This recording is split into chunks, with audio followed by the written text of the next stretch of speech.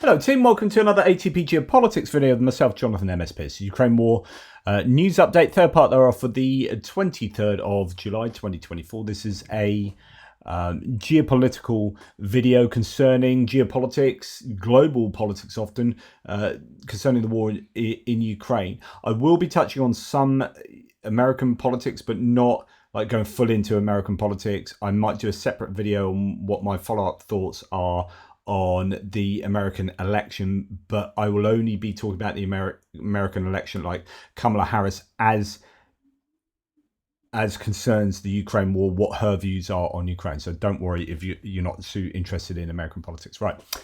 Start with Kuleba. So the foreign minister for Ukraine is in China, I think, at the moment. The main topic of discussion on his trip will be the search for ways to stop Russian aggression and China's possible role in achieving a stable and just peace. So it'd be really interesting to see what is achieved here. He's arrived in China to look for paths to a just peace in Ukraine, and he gives a talk there. But you get the idea. I don't know. It's a hiding to nothing, but it's certainly a tall order to expect China to capitulate to Ukraine's desires here. However, they definitely need to be in conversation with China. China are the critical variable, I think, in the Ukraine war. Like, it is China. If China didn't exist, Russia would be really possibly might have lost the war already. I mean, I think they've lost the war in general in terms of any kind of long-term prognosis for Russia. But, the question then becomes, well, can Ukraine win? Because the likelihood is that no one will win. It'll just be some pretty crappy end result. But it's only, I think, China that's realistically keeping them in the game. And they're doing that, through economic and shady trade deals. Anyway, moving on, the re-election of Republican presidential nominee Donald Trump would help the full-scale war in Ukraine end sooner, says Georgian Prime Minister Irakli Kobakidze in comments yesterday. So he's putting his lot in with Trump. And I said I wasn't going to talk too much about US politics. I mean, I obviously am, but the mantra should be, if other bad people, like, you go around the world and say, right, Putin's a bad guy, Xi Jinping, Kim Jong-un, the Georgian Prime Minister is completely under the sphere of influence of the Russians, right? If they are going, yeah, Trump's our man, you've got to wonder whether your own support of Trump is a sensible option. It's just, I don't know. It's like, yeah, if all the bad guys really like my guy, maybe my guy isn't who I think he is. Some serious compromise going on there. Anyway, Russia announces willingness to help Georgian ruling party stay in power. So just this guy says, yeah, I want Trump to win. Oh, and by the way, Putin's helping me stay in power. So Andrei Kilimov, deputy chairman of Russia's Federation Council, stated that Russia is prepared to assist Georgia's ruling party, Georgian Dream, in retaining power if requested. Kilimov's comments come amid a recent survey revealing that most Georgians view Russia as their main enemy, with this sentiment growing as Georgian Dream appears to be aligning more closely with Moscow. Fascinating developments going on there. The Russia House in Berlin has been accused of being a front for espionage and propaganda. So you can go and check that article out in the Telegraph about the cultural asset Russia House being a spy hub. So we know this is the case for, I've mentioned this several times, all embassies, Russian embassies around the capitals in Europe, they've all got satellite dishes like all over the roofs. We know that they are just espionage hubs. They're all diplomats. All Russian diplomats are spies. They're not diplomats. They are spies. They're not just politicians working on behalf of their country. They are espionage agents acquiring as much information on the countries they're in as humanly possible. And they can often do that from sitting within their embassy walls by monitoring what goes on in these capital cities through the use of high-tech satellite dishes and whatnot on top, listening devices. Mysterious buyers with suspected links to Russia have begun amassing dozens of vessels, says the Financial Times, capable of carrying liquefied natural gas, in moves that suggest Moscow is expanding its dark fleet of energy tankers. This is going to be something to watch out for, because as sanctions are improved and loopholes are closed with regard to Russian trade around the world, then it's the cat and mouse game. So as the US Treasury and as the EU and other nations ramp up sanctions, then ways around those sanctions are developed. It's evolution, it's the arms race, it's whatever you want to call it. And then measure, countermeasure, measure, countermeasure. So Russia will be amassing dark fleets to try and get round these sanctions, and then it's up to the rest of the world to try and put an end to Russia's use of dark fleets, etc., etc. Now, there's been a lot of talk about the Olympics. I haven't really mentioned them recently. Some Russian athletes with very close connections to the Russian armed forces who have been fundraising for the armed forces, or are members of the armed forces who have been advocating for Russia's war efforts, are going to be participating in the Olympics in Paris very soon under a neutral flag. But many people are saying, hang on, these guys, it's still not cool, these guys are turning up. Anyway, dozens of accreditation applications for the 2024 Olympic Games in Paris were rejected on suspicions of Russia or Belarus-backed foreign interference, according to Politico on July the 21st, citing French authorities. In total, 4,340 applications from different individuals, including athletes, volunteers, or hired personnel, were rejected for various reasons, including Russian and Belarusian citizens. French Interior Minister Gérald Darmanin said in an interview with Journal du Dimanche, according to Politico.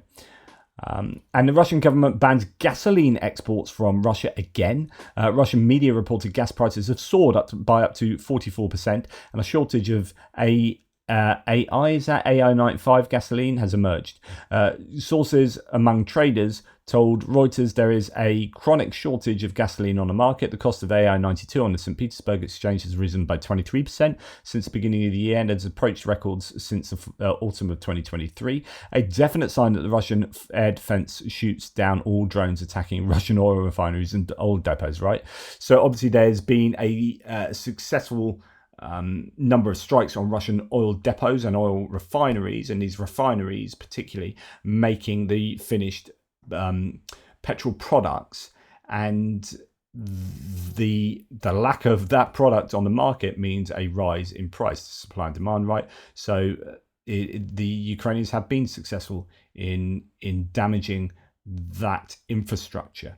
Now, this is our segue onto talking about the US to begin with, and what the actual F says, War Vehicle Tracker. So if you remember, Jackson Hinkle is an American pro-Russian shill, and he's been over to Donbass recently. He advocates for Russia in the war against Ukraine. He's anti-Ukrainian, and he spreads vast amounts of disinformation. Right? It's now got to the point where, breaking news, Jackson Hinkle himself here says, the American Communist Party officially launches ! Follow ACP Maine. So hashtag American Communist Party.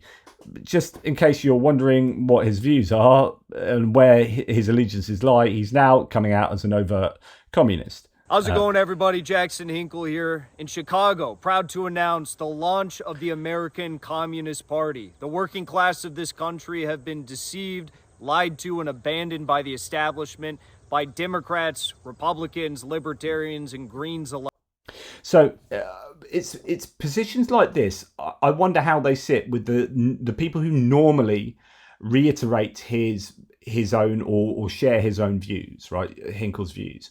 So you'll get your Elon Musk's giving him like Twitter Space platforming. You all these people, your typical normal wingnut Americans, from Marjorie Taylor Greene to whoever. Jackson Hinkle's right in there and gets shared and whatnot because he has correct views on the Russia-Ukraine war, right? According to them. And now he's saying, and the American Communist Party is cool and no one else in the US gets politics, but the American Communist Party does. I wonder what these sort of dyed-in-the-wool Republicans who would still be, you would think, anti-communist, unless like their just brains have completely gone to mush. I wonder how they deal with something like that. Right. Okay. Segue into a little bit of US, but nothing to do with the US, the election or anything. This is just general US stuff. So now that Julian Assange has been released, people like George Galloway, so in the UK, Tucker Carlson, Nigel Farage in the UK again, Roger Stone, must be campaigning to get Ivan Gershkovich free, right? I mean, surely they must be campaigning for the release of another imprisoned journalist. It's a really interesting point here. That I don't suppose it's particularly newsworthy, or it's not like topical news as in from yesterday or anything, but Julian Assange has been released, and these people have been calling for Assange to be released. He's X, Y, and Z, like we need, but of course he was a tool that usefully got information that damaged their political opponents. Ivan Gershkovich is a prisoner of Russia who has been absolutely wrongfully imprisoned, far more so than Julian Assange, right? Like, here is a Wall Street journalist, prisoner who's being used as leverage, essentially. And we don't hear these same people shout about Gershkovich needing to be released, calling on Russia to do that. So there is some definite double standards taking place among many of these who have previously called for Assange's release, who are silent on Gershkovich. Right, Senator Mark Kelly, who is a potential. Some people have him as their preferred choice. I would like. It depends what your objective is. Like, if I was only thinking about Ukraine, I would go Mark Kelly. But if I was thinking about other things to do with Kamala Harris's success, there would be maybe other people higher. But he's the Arizona senator who is one of the favourites, or he's like the outside favourite, I guess, for a vice president pick for Harris. Now, you might ask, therefore, what are his views on Ukraine? So he's visited Ukraine twice. He's a former Navy captain and a former astronaut, and so he'll be strong on defence, you would think. On both my visits to Ukraine, what has struck me the most is the courage of the Ukrainian people and the innovation of the Ukrainian military as they defend their home against Putin's illegal invasion. The US must remain an unshakable partner in that fight. So, he is, when you're looking, if Ukraine is your main thing in terms of American politics, as it is for me at the moment as a Brit. So obviously I'm going to have a very different lens through which I see American politics, but I do have a fairly good handle on all the other policies going on.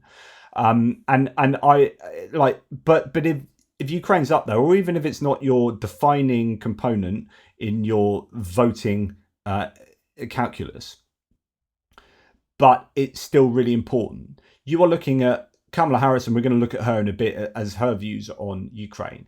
And you got Mark Kelly right here. So as a ticket, compare that to Trump and JD Vance. And it's just like chalk and cheese. It's like chalk and bricks, right? These guys, like Kamala Harris has said, at least, you're going to see at least what you've had with Biden, but possibly even stronger, because her choice, this chap Gordon, that she might have in as her national security guy, would be much stronger than Sullivan, it appears.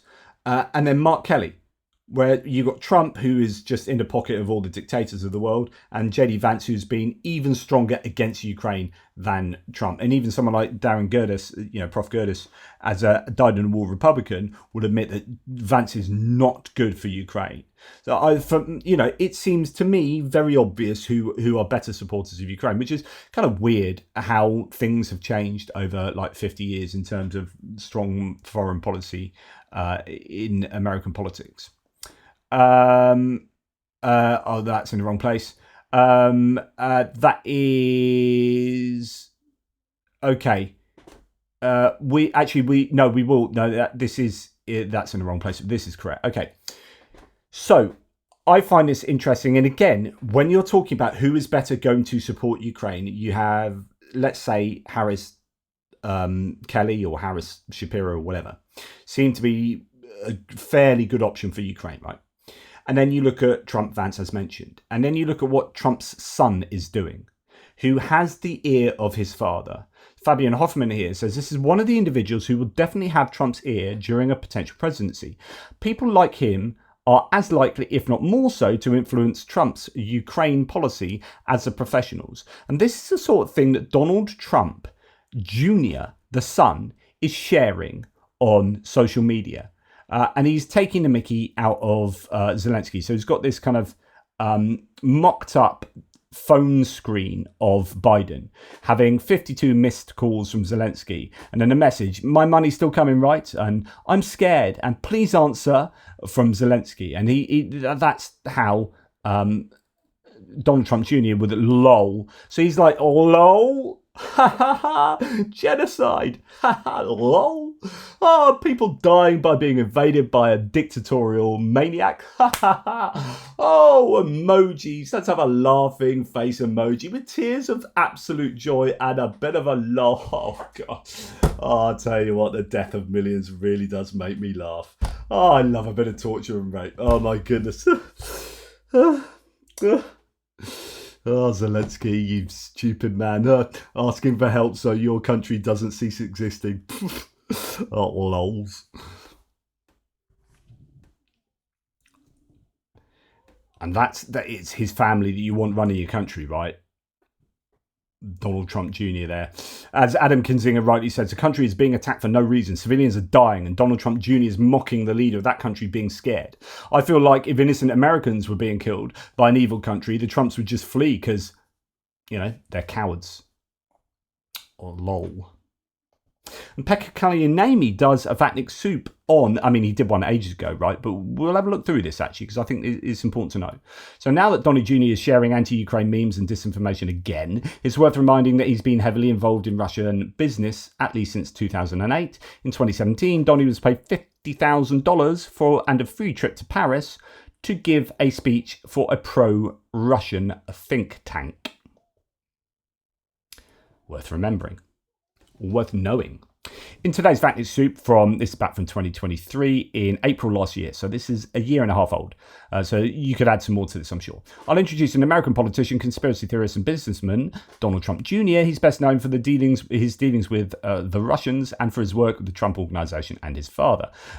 Trump Jr.'s early life was a wild ride. His parents divorced when he was 12 due to his dad's affair, which estranged Don Jr. from his father for a year. After getting his BS, he lived in a truck and worked as a bartender until he returned to work for the Trump Organization. And there you go.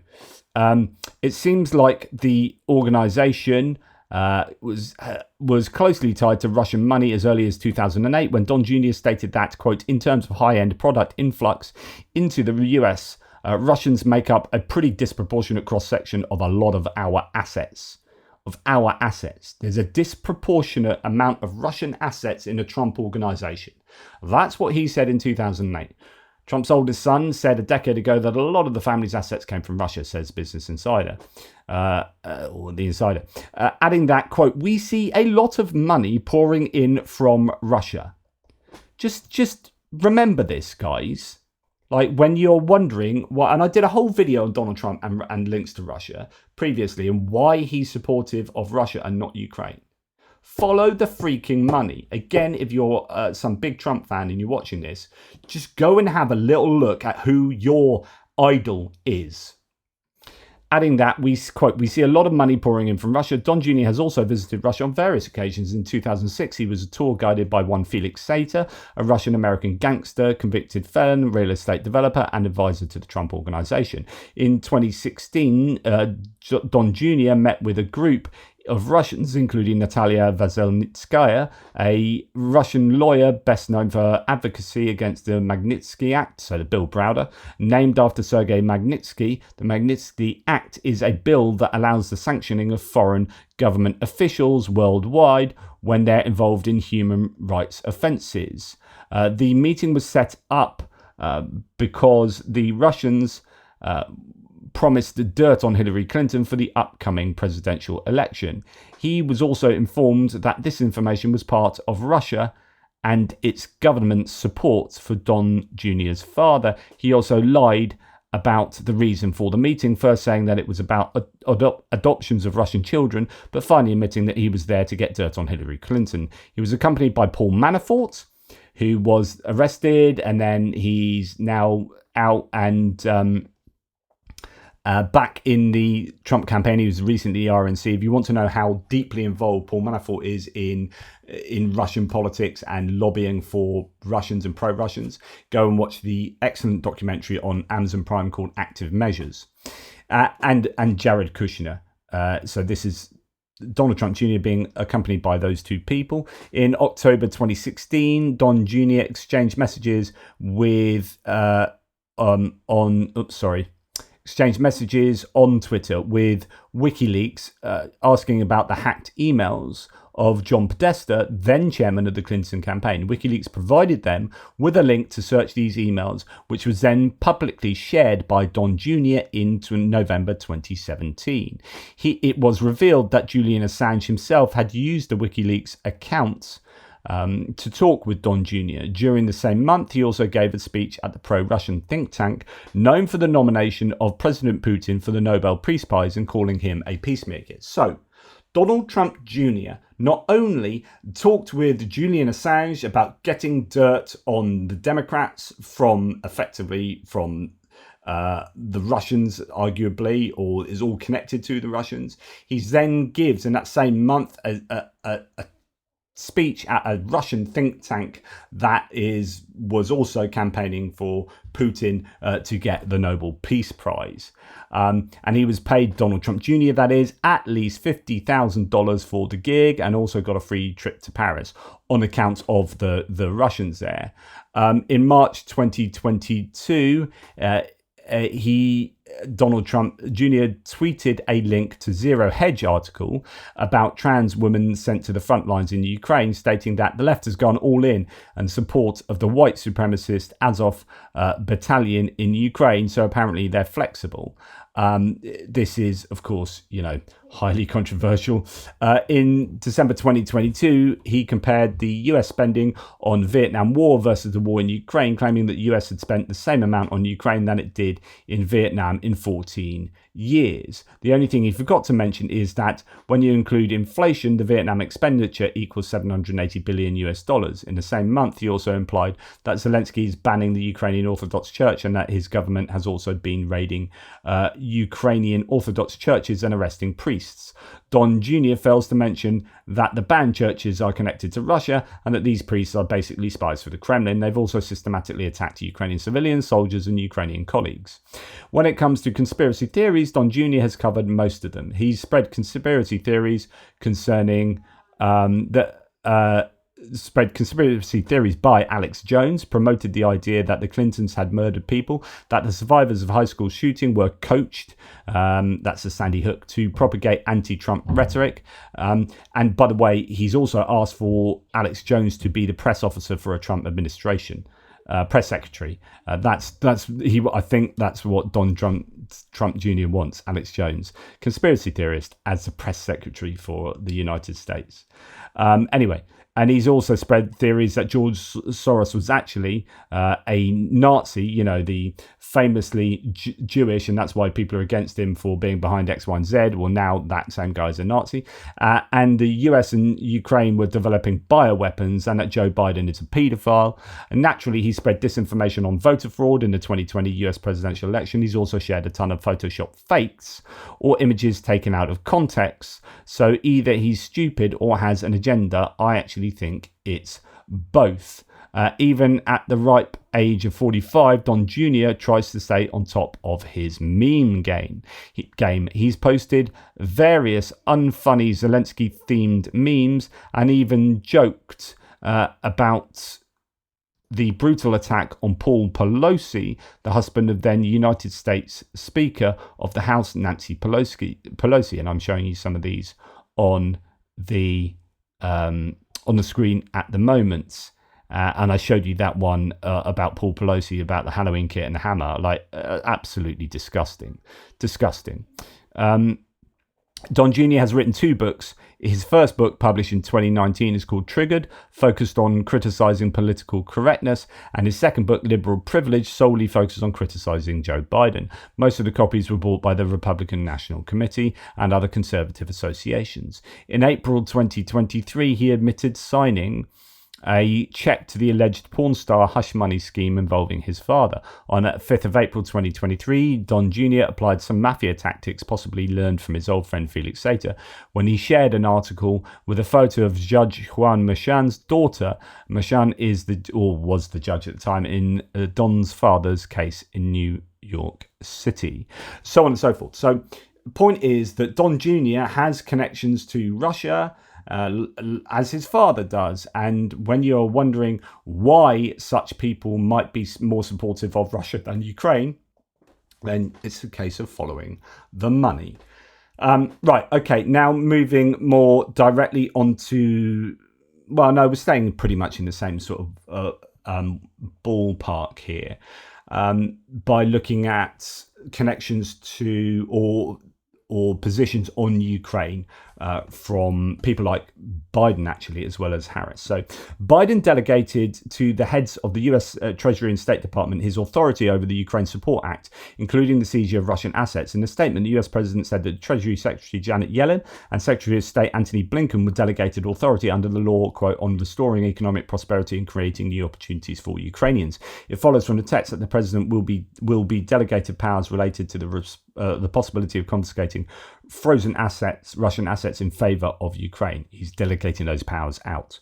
So there you go. He is also, apparently, according to Financial Times, going to focus on Ukraine and the Middle East in the last months of his presidency. This is really good news, I think. So whatever you say about Biden, he's at least he's a strong supporter of Ukraine. He's just beholden to people like Jake Sullivan, I think, in anti-escalation rhetoric, and also might have elements of that within his own more dovish politics. Okay, but I think if he gets to sit down now and just spend all of his time concerned with Ukraine, like he's not worried. So what we were saying before is I was saying he was so busy doing X, Y, and Z that you can't expect him to be knowledgeable of whether ATACMS can be used to hit this target or that target, right?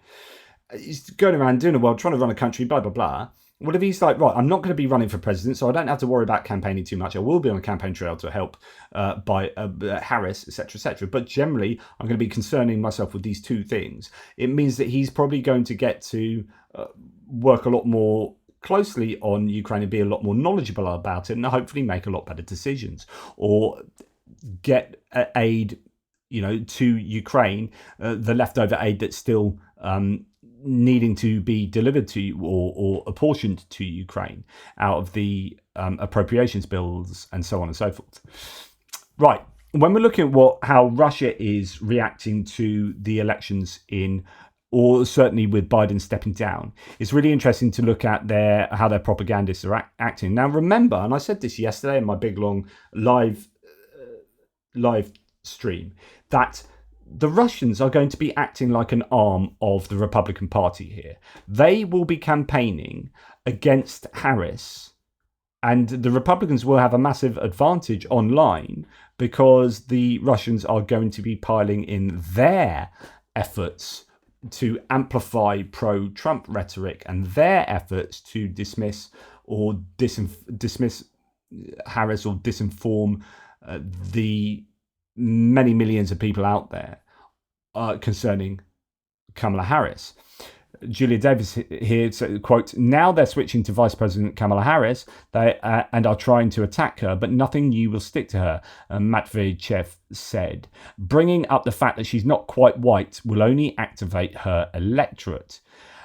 This is an interesting point, by the way, and I'll return to this in my extra video on the American political situation, because actually that is quite a sensible thing in light of the fact that, was it Tim Burchett today said that she's only got the job because she only got the VP job, and thus her position now as nominee because of a DEI, like an equalities box checking exercise. And of course, the more you say stuff like that as a Republican, the more you will get the base, particularly black and brown voters, mobilized to protect her in that. And it is not going to end well. I mean, it's just really poor strategy from the Republicans there. But anyway, what's been going on is that Kamala Harris, has been seen as a she-devil. So Russian state TV is unsettled by the thought of Trump facing off with Harris, as panicked propagandists surmise that he has no Trump cards left. State TV host said now he is the old candidate, the only old candidate, but she is being thoroughly demonized, almost quite literally, by Russian propagandists as they are piling in on Harris on behalf of Donald Trump. Now, if you want to know what Harris's views are, there's a few views. Cheryl Watley said in the live, we don't really know what Harris's views are on Ukraine, but actually we do. Like, it's really quite clear.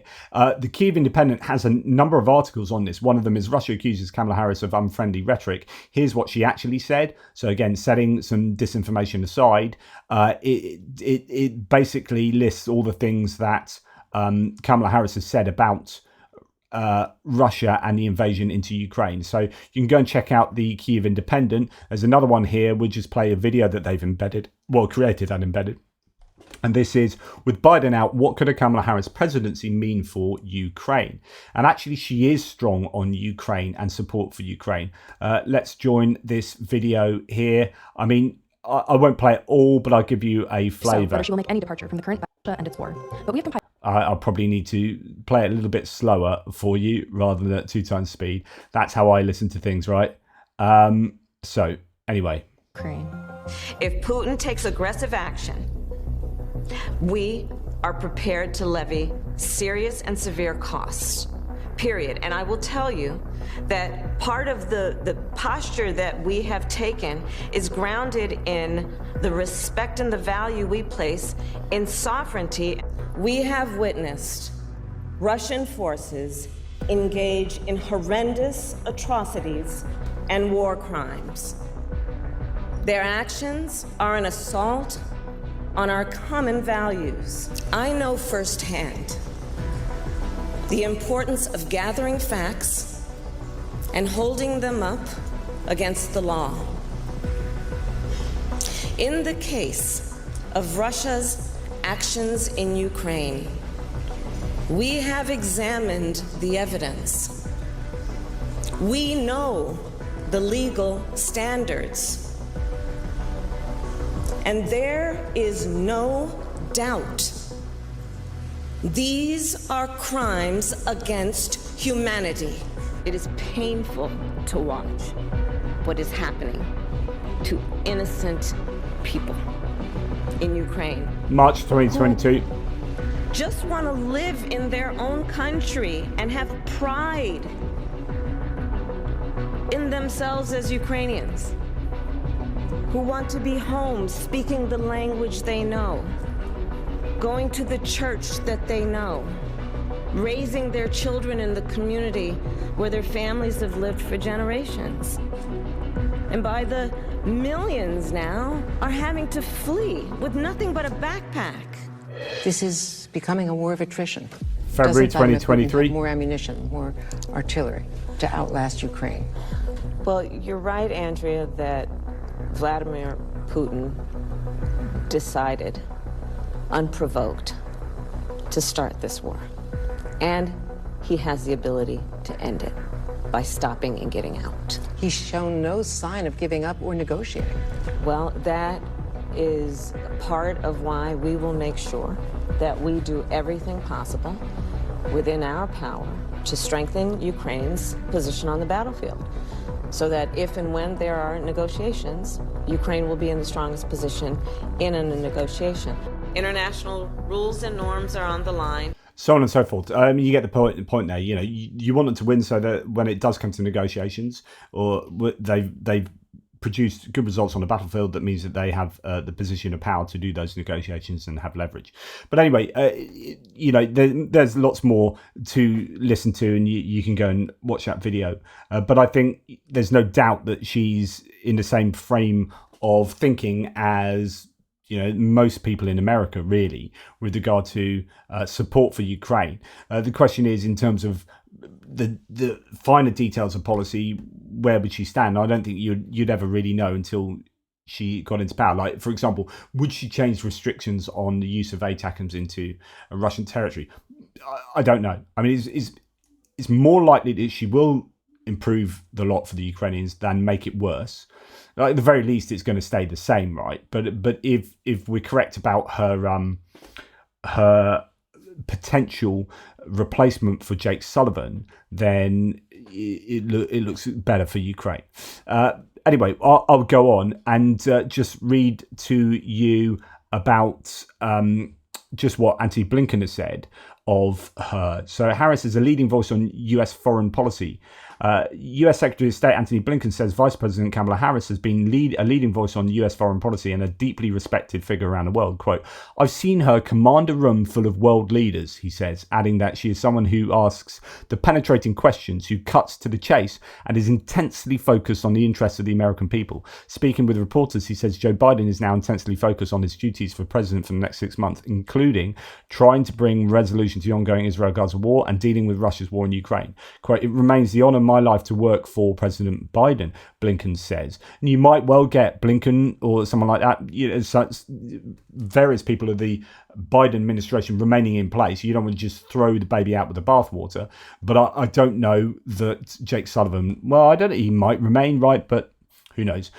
As Jason J. Smart says, no matter what happens next, the first step should be to fire Jake Sullivan, and the worst national security advisor in US history. Sullivan's record on or failures, miscalculations and errors has put America at risk and have betrayed Ukraine, he says. And Kamala Harris's likely replacement for Jake Sullivan has a long record of saying the US is way too weak on Russia. And this is a chap called Philip Gordon, who, for example, back in 2016 wrote an op-ed in which he admitted the US ceasefire deal gave virtually everything to Putin in Syria. So a ceasefire deal in Syria concerning Russia. And he was, really strong against Russia there. And as Jonathan Fink, my friend, says, potentially good news. If she dumps Sullivan, I'd cheer her on. I don't think anyone who supports Ukraine is a fan of Sullivan. Someone else says, don't sleep on Thomas Wright from Brookings to Harris cleaned house after the full-scale invasion. I don't know what that means, actually. So I was going to say that could be interesting. I don't actually know what that means. Going back to Harris, though, that she is herself being attacked by Russia. The distilled evil, I know this is out of place and I meant to have this earlier, but this is these are the words that have been used by the chap I mentioned earlier, that Kamala Harris is distilled evil. In her, you have the devil in its purest form. That's why I used the term demonized earlier. It is very clear that the Russians are going to be working very hard on making sure trying to ensure that Kamala Harris does not win the election. And this particular source says, if I couldn't like Kamala anymore, Russia hates her, calls her distilled evil, she's perfect when the Russians are complaining. Joy. And that's what I was saying earlier. Like, if on the one hand, if the Russians are saying, this guy's amazing, if the Russians are saying it and, the Georgian Prime Minister is saying it, Trump's a guy, he's amazing, then that makes you think, that's a bit weird. And then if the bad guys are then slagging off the opponent to Trump, so Kamala Harris is called pure evil or distilled evil, then you've got to be thinking you're on the wrong side if you're in full agreement with a dictatorial tyrant. Yeah. But no matter what happens in the election, just remember this. The next 3.5 months, as Chris Owicki says, will be an absolute tornado of bot-driven effery, much of it coming from Russia. As someone here says, I'm already seeing digital blackface accounts disparaging Harris and claiming she can't win. Remember that black voters were the biggest demographic targeted by Russia, which counts on voter depression and deflection and third-party misdirection for its desired outcome. And I already showed you this morning how there was a US person, actually not an American, who had a sock puppet account pretending to be a black woman, slagging off Harris and saying that you should vote for Trump instead. Anyway, I'll leave it there for now. I'll do a separate shorter video on the American campaigns and the upcoming American election, just to separate that out in case some of you that are only interested in Ukraine want to compartmentalize those things. Thank you for watching. Really do appreciate your support. You guys are amazing. Take care. Speak soon.